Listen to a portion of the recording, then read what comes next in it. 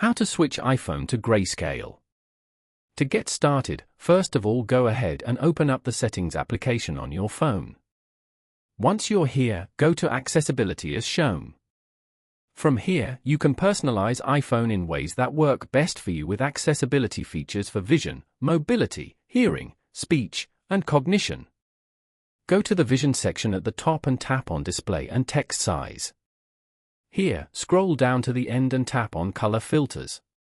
Color filters can be used to differentiate colors by users who are colorblind and aid users who have difficulty reading text on the display.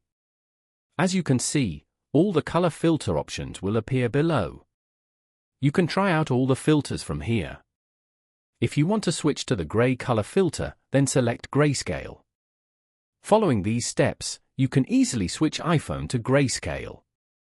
Thank you for watching. Please leave a like if this tutorial helped you, or leave a comment below if you have any questions related to the video.